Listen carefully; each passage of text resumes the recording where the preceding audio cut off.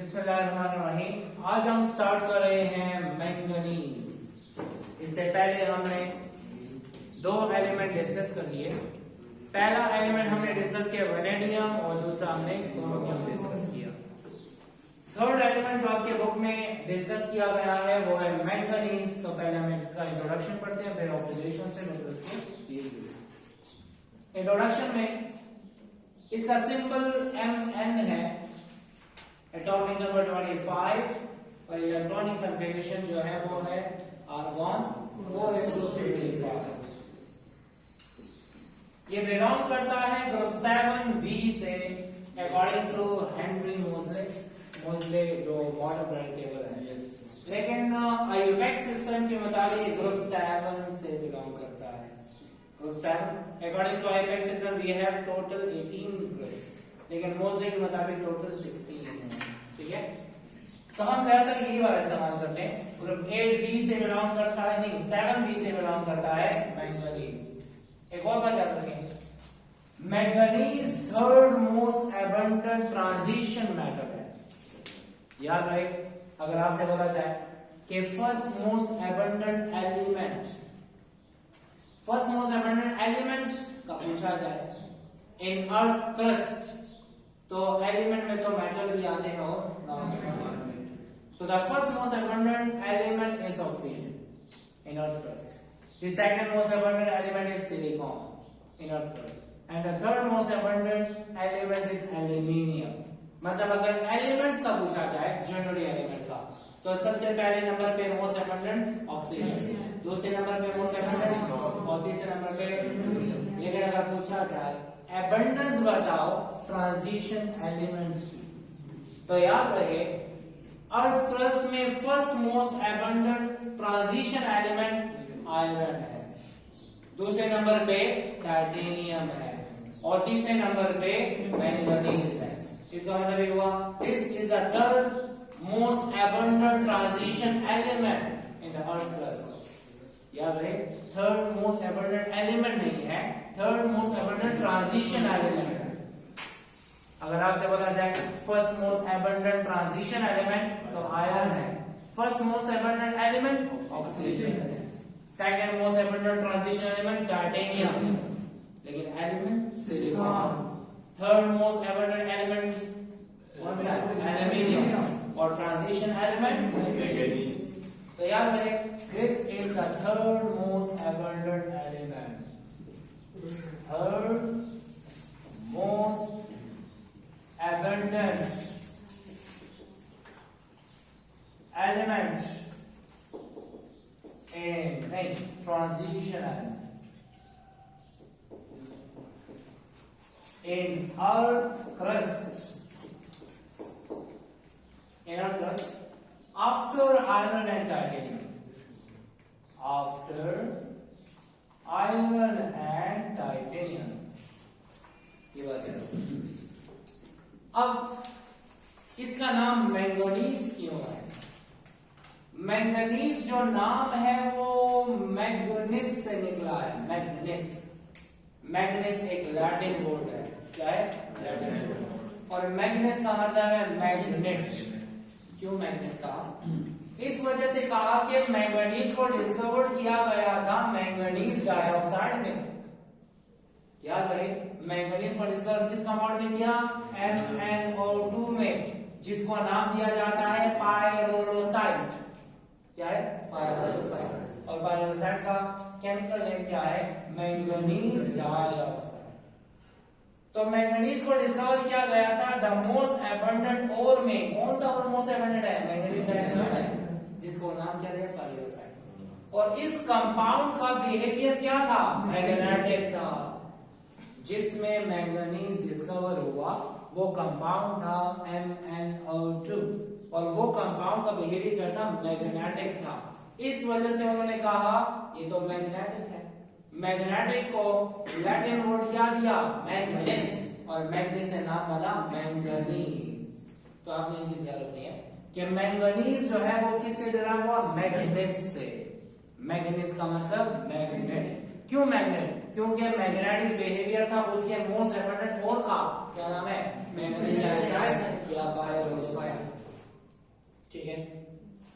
As usual जो metal की properties हैं, सिल्वरी व्हाइट होगा, मेलिएबल एंड डक्टाइल होगा, good conductor of heat and electricity होगा, सोनोरस होगा।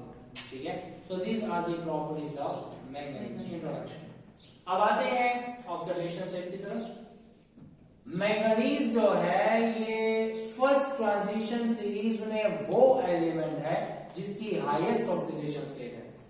मैंने कहा था scandium maximum +3, titanium maximum +4, vanadium maximum +5, chromium maximum +6 और manganese maximum +7। Left to right oxidation state first increases and then increases up to manganese and decreases up to zinc। ठीक है, हमने पढ़ लिया। ये है +2 शो करता है, +3 +4 +5 नहीं है, +5 होता है लेकिन अनस्टेबल होता है, इस वजह से उसको मैंने डिस्कस नहीं किया और बुक में भी लिखा हुआ। +2 है, +3 है, +4 है, +6 है और +7। मैंने कहा था लोवेस्ट ऑक्सीडेशन स्टेट अगर होगा तो वो होगा स्ट्रॉन्ग रिड्यूसिंग। शिकला पॉजिटिव चार्ज कम भी करा लगा स्ट्रॉन्ग रिड्यूसिंग, और जब पॉजिटिव चार्ज सबसे ज्यादा होगा तो स्ट्रॉन्ग। क्यों? क्योंकि मैंगनीज +2 का मतलब 2 इलेक्ट्रॉन कहां से गए, अभी में कितने हैं, 5 इलेक्ट्रॉन दे सकता है। ठीक है, तो मतलब इसकी सिचुएशन क्या है, 4s में 0, 3 रे में 5। These electron can be donated to any other species। जब ये इलेक्ट्रॉन डोनेट करेगा तो दूसरा एक्सेप्ट करेगा, ये खुद ऑक्सीडाइज और दूसरे को तो ये रिड्यूसिंग एलिमेंट। +7 का मतलब s से 2 गए, d से 5 गए, s में रह गए 0, d में रह गए 0। ये अब इलेक्ट्रॉन दे नहीं सकता, ले सकता है। सो हर एलिमेंट, जैसे मैं पहले डिस्कस किया, हमने क्या डिस्कस किया, vanadium +2 reducing, +5 oxidising, chromium +2 reducing, +6 oxidising, manganese +2 strong reducing, +7 strong oxidising. दरमियान वाले ऑक्सीडाइजिंग भी हो सकते हैं, रिड्यूसिंग हो सकते हैं, ये सब के सब क्या हो सकते हैं, oxidising as well as reducing. +3 वाला +4 में भी जा सकता है और +3 वाला +2 में भी जा सकता है। इलेक्ट्रॉन दे भी सकता है, इलेक्ट्रॉन ले भी सकता है, देगा तो रिड्यूसिंग है, लेगा तो ऑक्सीडाइजिंग है। क्लियर? कंफ्यूजन तो नहीं ना। मैंगनीज +7 के कंपाउंड लिमिटेड है। मैंगनीज +7 में 2 कंपाउंड में नजर आता है, एक Mn2O7 में और दूसरा KMnO4 में। डायमैंगनीज हेप्टॉक्साइड Mn2O7 देख लेते हैं। एक मैंगनीज एक ऑक्सीजन पे -2 है तो 7 पे, तो यहाँ पर 14 डिवाइड बाय 2 +7, तो Mn2O7 में होता है, KMnO4 में होता है। एक पोटेशियम 4 ऑक्सीजन, इसके लिए क्या बचा, इसे कहते हैं पोटेशियम पर मैंगनीज। बहुत इंपॉर्टेंट। अच्छा, मैंगनीज +6 जो है हमें मिलता है मैंगैनिक एसिड में, किसमें, मैंगैनिक एसिड। अब मैंगैनिक एसिड क्या है, H2MnO4 हाइड्रोजन +2 ऑक्सीजन -8, इसके लिए क्या बचा, +6। मैंगैनिक एसिड में क्या मौजूद है, मैंगनीज +6 और मैंगनीज +6 एक और साल्ट में भी होता है, K2MnO4। ये क्या है, KMnO4, ये क्या है, K2MnO4। ये क्या है देख लेते हैं।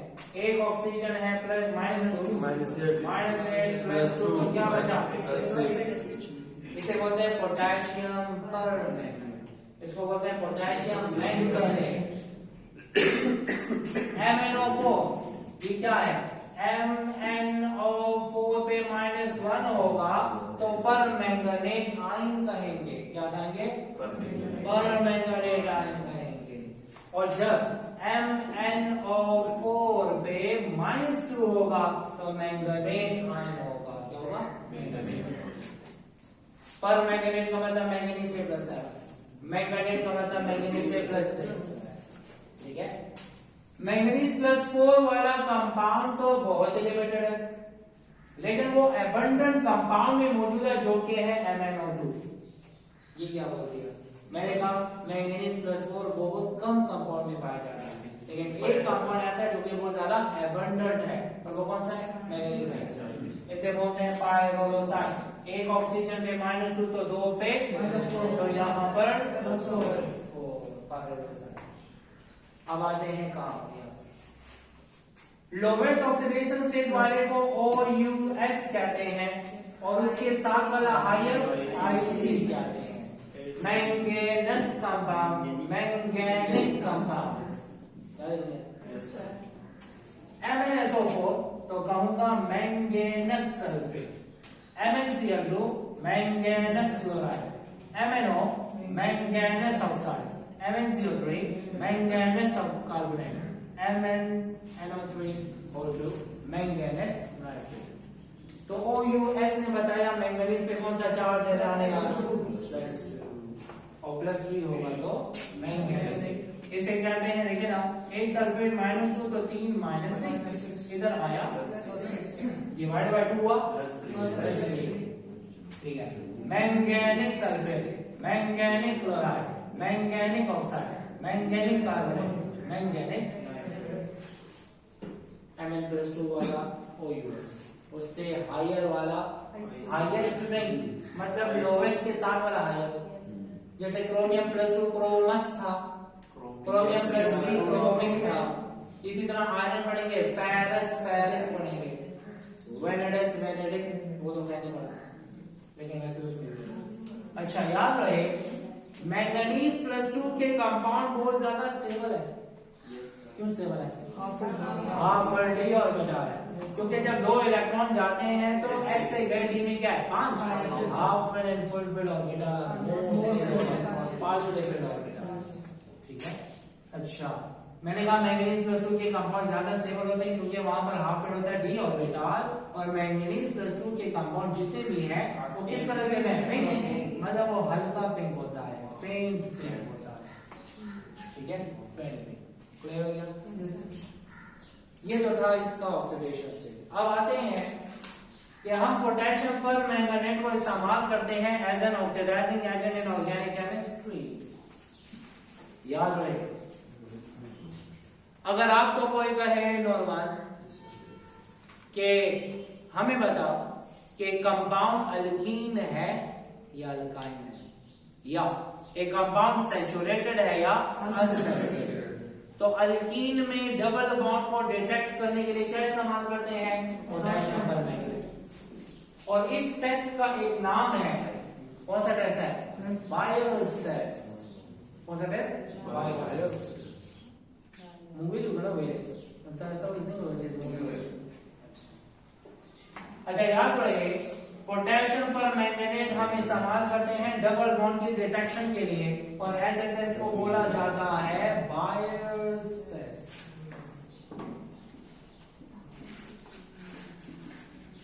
Bayer's test. What is Bayer's test? It is used to detect unsaturation in a compound. Specially हम किसको डिटेक्ट करना चाहते हैं? एल्कीन को। ठीक है, अगर आपसे बोला जाए ना कि if we want to detect double bond, तो कौन सा टेस्ट है? Bayer's and bromine water test. याद है? ब्रोमीन वाटर का कलर होता है रेडिश ब्राउन। हमने अल्केन डाला, कलर में चेंज नहीं आया, लेकिन अल्कीन डाला तो वो डीकलराइज हो गया, तो उससे हमें पता लग गया कि कंपाउंड जो हमने ऐड किया वो क्या है? अल्कीन है। अल्काइन भी हो सकता है, लेकिन वो हमें सैचुरेशन एंड सैचुरेशन बताता है। बायर्स टेस्ट हमें कैसे बताता है? KMnO4 का कलर पर्पल होता है। KMnO4 का कलर क्या है? पर्पल। हम जब डालते हैं अल्केन तो कलर में चेंज नहीं आता, आसे में। तो फिर जब हम डालते हैं उसमें अल्कीन तो कलर में चेंज आता है, कभी वो पर्पल से डायरेक्ट फेंट पिंक हो जाता है, तो हमें पता लगता है कि +7 से डायरेक्ट +2 में गया है। कभी कभी वो पर्पल कलर से हो जाता है डार्क ग्रीन, तो हम कहेंगे तो +7 से +6 में गया, और फिर कलर अगर ब्राउन हो जाता है तो +4 में गया। कलर चेंज हमें बताता है कितने इलेक्ट्रॉन इन्वॉल्व हुए हैं और कौन से वाले मीडियम में हुए हैं। अब होगा क्या, सुनिए, KMnO4 दो मीडियम में हम इस्तेमाल करते हैं, एसिडिक मीडियम में भी और बेसिक मीडियम में। याद रहे KMnO4 is more oxidizing normal. This is in which medium? Acidic medium. देखेंगे हम वहां पे कि जब हम एसिडिक मीडियम में ट्रीट करते हैं तो मैंगनीज +7 से डायरेक्ट कहां गया? 5 इलेक्ट्रॉन गेन किए।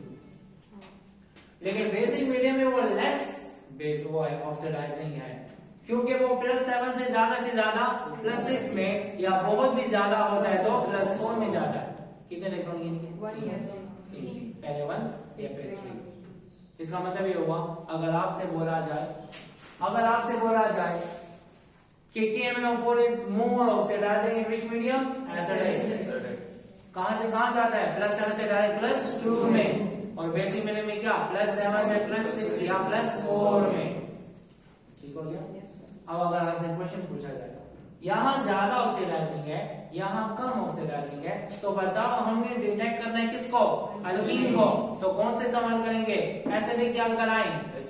अल्कलाइन। याद रहे अल्कीन को डबल बॉन्ड को डिटेक्ट करने के लिए KMnO4 इस्तेमाल करेंगे अल्कलाइन मीडियम में। कौन से मीडियम में?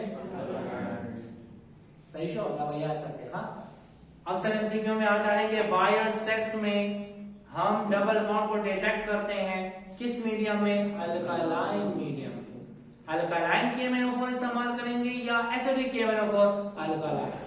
असल में मसला ये है, ये किसके लिए है? अनसैचुरेटेड तो अल्कीन भी है और अल्काइन भी है। अल्कीन भी और आप बताएं दानिया, अल्कीन और अल्काइन में ज्यादा रिएक्टिव कौन सा है? Alkene is more reactive, alkyne is less reactive. अच्छा सुनिए, बात ऐसी है, कमुस एसिडिक मीडियम की आवाज बना किस मीडियम में? तो एसिडिक मीडियम में ये भी हो जाएगा ऑक्सीडाइज और ये भी हो जाएगा, तो हमें अल्कीन और अल्काइन में फर्क पता हमने लेना होगा लेस ऑक्सीडाइजिंग। क्या लेना होगा? लेस ऑक्सीडाइजिंग उसको ऑक्सीडाइज करेगा जो ज्यादा रिएक्टिव होगा। लेस ऑक्सीडाइजिंग उसको ऑक्सीडाइज करेगा जो ज्यादा रिएक्टिव होगा। इसी वजह से हमने बेसिक या अल्कलाइन KMnO4 लेना है ताकि हमें सिर्फ क्या बताएं? अल्कीन। वो अल्काइन को डिटेक्ट फिर नहीं करेगा। याद रहे, सिर्फ याद रहे, Baeyer's test is used to detect double bond या triple bond in a compound, but if you want to detect double bond, so which KMnO4 will be used? Alkaline or basic? समझ आ रही है? कलर चेंज हमें बताएगा। Let's suppose मैंने alkyne लिया, basic KMnO4 डाला, तो हो सकता है कलर चेंज हो जाए पर्पल से ग्रीन में।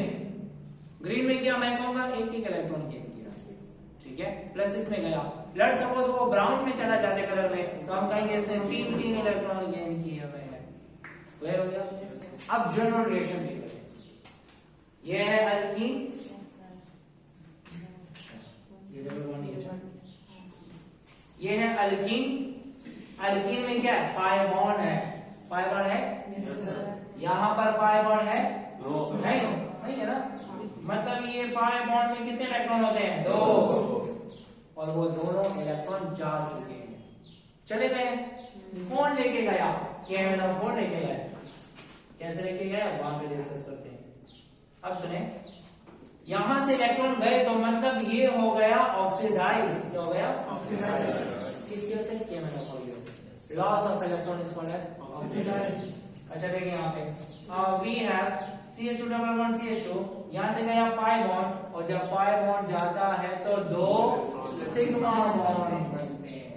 जब एक पाई बॉन्ड टूटेगा कितने सिग्मा बॉन्ड बनेंगे? 2। अच्छा यहाँ पे तो कुछ अटैच होना जरूरी है ना?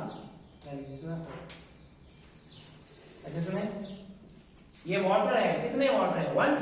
वाटर में एक होता है H और दूसरा होता है OH। दानिया, जब यहां से पाई बॉन्ड गया तो कौन अटैच हुआ? OH और OH। एक OH तो है, दूसरा OH पहले बनेगा, ठीक है? कैसे होगा? ये OH तो निकल गया, ये है ना oxygen. This oxygen will combine with this hydrogen to produce OH। और कितने OH जुड़ेंगे? एक और दो, तो एक OH यहाँ और दूसरा OH यहाँ अटैच हो जाता है। इस कंपाउंड का नाम क्या है? Ethylene glycol.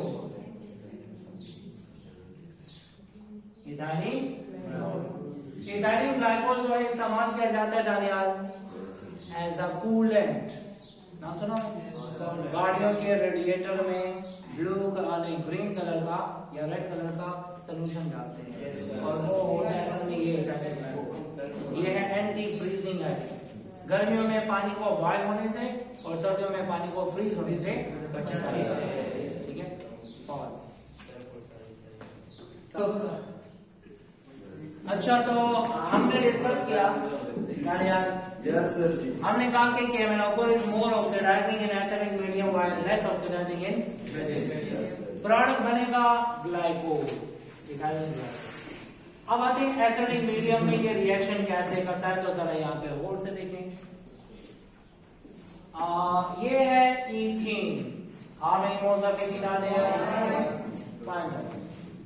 और ये है MnO4 -1, मतलब ये है पर मैंगनीज। यहाँ पर मैंगनीज का चार्ज कितना है? 7। और यहाँ पर मैंगनीज क्या है? +2। इसका कलर है इंटेंस पर्पल और ये हो जाता है फेंट पिंक। फेंट पिंक, फेंट पिंक। अच्छा सुनिए, मतलब ये है कि +7 से +2 में आया। एक मैंगनीज ने कितने इलेक्ट्रॉन गेन किए? 5। मुबीन कितने इलेक्ट्रॉन गेन किए? 5। एक मैंगनीज ने 5 और 2 मैंगनीज ने 10 इलेक्ट्रॉन। 100 मैंगनीज ने जोड़ी करा। अच्छा, मतलब ये हुआ कि मैंगनीज जो है वो +7 से आया +2 में, तो एक ने लिए 5 इलेक्ट्रॉन, तो 2 ने लिए 10 इलेक्ट्रॉन। ठीक है, मल्टीप्लाई। ठीक है, ये कन्वर्ट हो गया मैंगनीज +2 में। मतलब पर मैंगनेट हो गया रिड्यूस, तो फिर अल्कीन हुआ है ऑक्सीडाइज। अभी ये 10 इलेक्ट्रॉन आए कहां से? अल्कीन से। कितने इलेक्ट्रॉन चाहिए? 10 इलेक्ट्रॉन चाहिए। एक इथीन कितने इलेक्ट्रॉन देता है? 2। तो 5 इथीन 10 इलेक्ट्रॉन। देखिए ना, एक पाई बॉन्ड यहाँ पर है, यहाँ पर नहीं है। पाई बॉन्ड में कितने इलेक्ट्रॉन है? 2। तो 5 पाई बॉन्ड होंगे तो 10 इलेक्ट्रॉन। इसका मतलब ये हो गया ऑक्सीडाइज और ये हो गया रिड्यूस्ड। जो ऑक्सीडाइज्ड होता है वो रिड्यूसिंग एजेंट होता है, जो रिड्यूस्ड होता है वो ऑक्सीडाइजिंग एजेंट होता है। ठीक है, मैंगनीज +7 से +2 में आ गया। इधर वो जो पाई बॉन्ड है वो खत्म हो गया। एक इथीन के साथ 2 हाइड्रोक्सल चाहिए। कितने? 2। तो 5 के लिए 10 चाहिए। अब तो हाइड्रोक्सल कहां से आएंगे वो देखते हैं। सुने, अच्छा ये तो 4 होने चाहिए, 4 देख ले। 4 वाटर है तो HOH नहीं, 2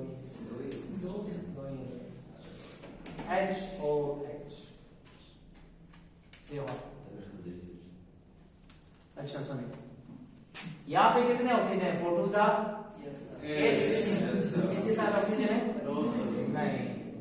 अच्छा, हमारे पास है 8 ऑक्सीजन नेगेटिवली चार्ज। ठीक है, 2 हाइड्रोक्साइड तो हैं, लेकिन हमें 8 और चाहिए। कितने हाइड्रोक्साइड चाहिए टोटल? टोटल हमें 10 चाहिए। 10 में से 2 तो हमें अवेलेबल है। अब होगा क्या? कितने ऑक्सीजन है? 8। कितने हाइड्रोजन है? 6 ये और 2 ये। ये 8 हाइड्रोजन 8 ऑक्सीजन के साथ कंबाइन होके 8 हाइड्रोक्साइड बना देगा। कितने हाइड्रोक्साइड बनेगा? 8। अच्छा, 8 हाइड्रोक्साइड बन गए। दो ये हैं, टोटल 10। एक इथीन के साथ 2, तो 5 के साथ 10 के बना देगा इथाइलिन ग्लाइकोल। ठीक है, इथाइलिन ग्लाइकोल। इसका मतलब ये हुआ कि अल्कीन जो है कितने मोल ऑक्सीडाइज होते हैं? 5 मोल। इन विच मीडियम? Acidic medium. लेकिन बेसिक मीडियम में ज्यादा से ज्यादा 1 और ये 2, कितने? 3। In basic medium, only 3 moles of alkene can be oxidized. While in acidic medium, 5 moles of alkene will be oxidized. In acidic medium, how many electrons are involved? 10. समझ आया? ठीक है। अब आते हैं बेसिक मीडियम की तरफ। In basic medium और अल्कलाइन मीडियम, अगर आपसे बोला जाए बायोस टेस्ट में हम अल्कीन को डिटेक्ट करते हैं, तो अल्कीन को कौन से मीडियम में डिटेक्ट करेंगे? अल्कलाइन के। ये है इथीन, ये है परमैंगनेट। कौन सा मीडियम है? बेसिक। बेसिक है, ठीक है। अच्छा, होगा क्या? इस पे कौन सा चार्ज है और इस पे कौन सा चार्ज है? मतलब ये पर्पल से कन्वर्ट होगा किसमें? ग्रीन कलर में। ब्राउन तो ये है। जैसे ही पर्पल से डार्क ग्रीन हुआ तो मतलब पर मैंगनेट कन्वर्ट हुआ मैंगनेट में। एक मैंगनीज +7 से +6 का मतलब एक इलेक्ट्रॉन गेन किया। तो 2 Mn है तो कितने इलेक्ट्रॉन गेन किए? 2। मतलब यहाँ पे 2 इलेक्ट्रॉन गेन हुए। 2 इलेक्ट्रॉन इसने गेन किए। किसने दिए? अल्कीन ने। एक इथीन में कितने बॉन्ड है? Pi bond. एक पाई बॉन्ड में कितने इलेक्ट्रॉन है? 2। और 2 में से एक Mn+7 लेता है और दूसरा Mn+7 लेता है। तो MnO4-1 से MnO4-2 बन जाता है। फर्क आया? ओवरऑल चार्ज क्या है? -1। तो मैंगनीज पे क्या है? +7। ओवरऑल चार्ज क्या है? तो इस पे क्या होगा? 6। ठीक है। लेट्स सपोज अगर हम एक्सेस ऑफ वाटर प्रोवाइड कर देते, मतलब वो हमने डाला है ना, हमने अल्कीन डाला, KMnO4 डाला, तो बेस चार्ज पहले ये बन जाएगा। अब हम फर्दर वाटर ऐड कर देते हैं तो MnO4-2 ये क्या है? मतलब ये वाला फर्दर जाएगा, रिड्यूस हो जाएगा। तो क्या करेगा? देखिए यहाँ पे कौन सा चार्ज? +7 पहले +6 में गया और एक अल्कीन को ऑक्सीडाइज कर दिया। फिर +6 वाला जाता है, कितने लेता है? 2 अल्कीन को ऑक्सीडाइज करता है। Mn पे कौन सा चार्ज? MnO2 में ये है -4, ये है +4, तो +6 आया, +4 में कितने इलेक्ट्रॉन गेन किए? 2। एक ने 2 गेन किए तो 2 ने 4। ठीक है, ये 4 इलेक्ट्रॉन देने वाला कौन? इथीन। एक इथीन 2 इलेक्ट्रॉन देता है, 2 इथीन 4। अच्छा, ये जो 2 इलेक्ट्रॉन है गए और वो इसमें लिए, दूसरे से भी 2 गए, इसमें ले लिए, तो MnO4-2 से MnO2 बन गया। अब क्या होगा? सुने listen. How many oxygen are there? 4 2s are 8। और यहाँ पे ऑक्सीजन कितने? 2 2s are 4 है। मतलब यहाँ पे समझ नहीं, मतलब यहाँ पे टोटल ऑक्सीजन कितने? 2 2s are 4 है ना, यहाँ पे 4 2s are 8 है। तो मतलब 8 में से 4 ऑक्सीजन रह गए ना। ये 8 में से 4 ऑक्सीजन 4 हाइड्रोजन के साथ कितने वाटर हैं? 4। How many water molecule are there? 4। लिख देता हूं अलग अलग। चलिए मैं पहले यहाँ पे H2O लिख देता हूँ और फिर लिखता हूँ HOH HOH HOH और HOH। How many oxygen are there? 4. And how many hydrogen ions are there? 4. 4. ये 4 हाइड्रोजन 4 ऑक्सीजन के साथ कंबाइन होके 4 हाइड्रोक्साइड बनाएंगे। 4 तो पहले के लिए ना, तो टोटल कितने हाइड्रोक्साइड हुए? 8। तो मतलब हमारे पास बन गए 8 हाइड्रोक्साइड। एक इथीन के लिए 2 हाइड्रोक्साइड चाहिए, तो 2 के लिए 4। तो 8 में से 4 अटैच हो गए और 4 हाइड्रोक्साइड में से ऐसे ये रिएक्शन इस तरह बैलेंस हुआ। ठीक है, समझ आ गई? अच्छा, हम बेसिक मीडियम वाले रिएक्शन को कंबाइन करते हैं। क्या करते हैं? कंबाइन कर लें, मतलब ये एक स्टेप है और ये दूसरा स्टेप है। ओवरऑल टोटल रिएक्शन लिखना चाहते हैं तो कैसे लिखेंगे? कितने इथीन है? 1। कितने इथीन है? 2। तो टोटल कितने है? 3। तो मतलब 3 moles of CH2 double bond CH2। ठीक है। अच्छा, MnO4 2 MnO4 और अच्छा देखिए ये MnO4 माइनस 2 है ना रिएक्टर में, MnO4 माइनस 2 का है प्रोडक्ट में, ये दोनों हो जाएंगे कैंसिल, हो गए कैंसिल। ठीक है, क्या बचा? MnO4। How many MnO4 are there? 2 MnO4 minus 1। ठीक है, और क्या करता है? नहीं कटता है। How many hydroxide are there? 2। And how many hydroxide are there? 4। तो उधर के 2 कटे, इसके 2 के साथ तो बचे 2। प्रोडक्ट वो तो प्रोडक्ट नहीं बचे, रिएक्टेंट नहीं बचा। रिएक्टेंट में क्या बचा? 4 moles of water। We have 4 moles of H2O। अच्छा, ये ओवरऑल रिएक्शन है। प्रोडक्ट में क्या बचा? एक इथाइल ग्लाइकोल ये है, 2 ये है, कितने हो गए? 3। ये हो गए 3 moles of CH2 single bond CH2 OH OH हो गया। अच्छा, प्रोडक्ट में क्या बचा? MnO2 2 moles of MnO2 -4 नहीं -4 नहीं होगा, वैसे प्लस 2 moles of हाइड्रोक्साइड। जिसके ऊपर से -4 चार्ज डाई ये तो कंपाउंड हुआ न्यूट्रल है ना, ना -4 दे ना +4 दे 0। इसका मतलब ये हुआ कि बेसिक मीडियम में ज्यादा से ज्यादा कितने मोल ऑक्सीडाइज होते हैं? 3 मोल। एसिडिक मीडियम में 5 मोल। ये एक ही स्टेप में +7 से +5 +2 में आया और ये 2 स्टेप में +7 से सिर्फ और सिर्फ +4 में आया। +4 वाले का क्या कलर है? Dark brown.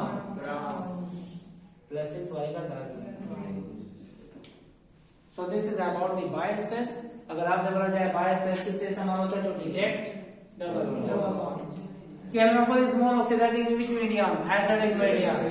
बेसिक मीडियम में लेस ऑक्सीडाइजिंग है। ठीक है, और हम डबल बॉन्ड को डिटेक्ट करने के लिए क्या लेते हैं? Alkaline MnO4। समझ आ रही है?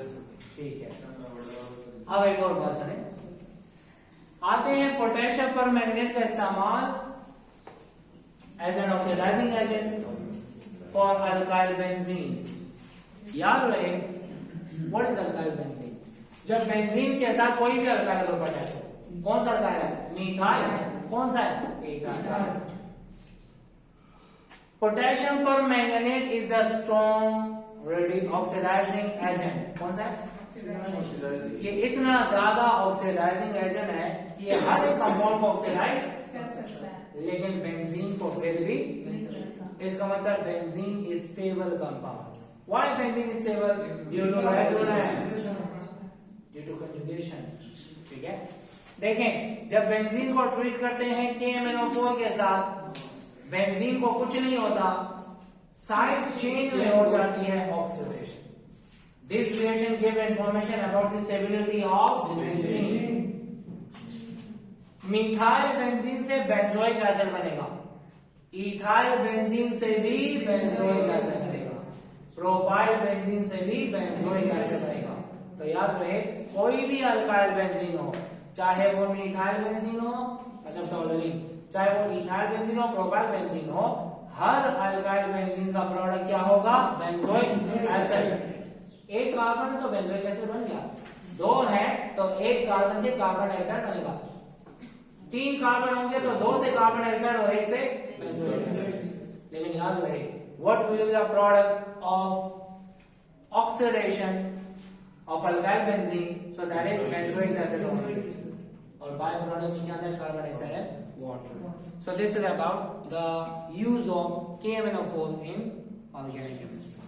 एक और भी इस्तेमाल है, जैसे हमने पोटेशियम डाइक्रोमेट को टाइट्रेशन में इस्तेमाल किया। What is titration? The process in which the concentration of an unknown solution is determined by the help of a standard solution। याद है नहीं याद?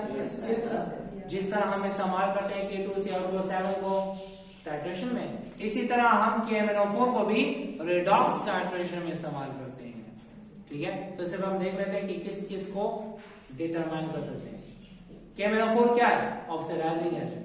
कौन सा है? तो हम रिड्यूसिंग एजेंट को डिटेक्ट करने के लिए इस्तेमाल कर सकते हैं।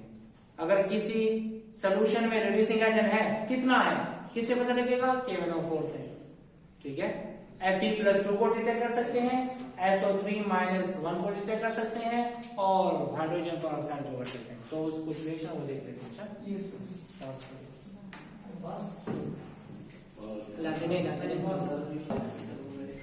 अच्छा, KMnO4 इन टाइट्रेशन पोटेशियम पर मैंगनेट को हम इस्तेमाल कर सकते हैं ऑर्गेनिक केमिस्ट्री में ऑक्सीडेशन के लिए एज एन ऑक्सीडाइजिंग एजेंट। जैसे मैं पढ़ा कि alkene can be oxidised to ethylene glycol, और फिर हमने कहा कि we can oxidise alkyl benzene also. Alkyl benzene जब भी ऑक्सीडाइज होता है KMnO4 से तो बनता है बेंजोइक एसिड। अब हम टाइट्रेशन में भी इस्तेमाल कर सकते हैं। What is titration? Let's suppose अगर आपको कहा जाए कि एक कंटेनर है जिस कंटेनर में FeSO4 है, सॉल्यूशन का बताया गया है कि किसका है, लेकिन हमें इसकी कंसंट्रेशन का पता नहीं है। ऐसे सॉल्यूशन को बोला जाता है अननोन सॉल्यूशन।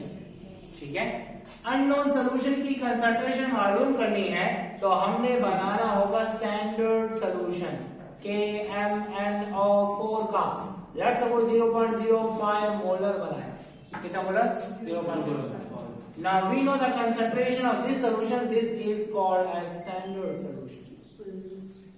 जिसकी कंसंट्रेशन पता हो स्टैंडर्ड, जिसकी पता ना हो। तो याद रहे, किसी अननोन सॉल्यूशन की कंसंट्रेशन को मालूम किया जा सकता है by the help of a this process is called as titration. Titration is a volumetric analysis. Let's suppose हम ऐसा करते हैं कि हम FeSO4 और KMnO4 का रेशियो लेते हैं।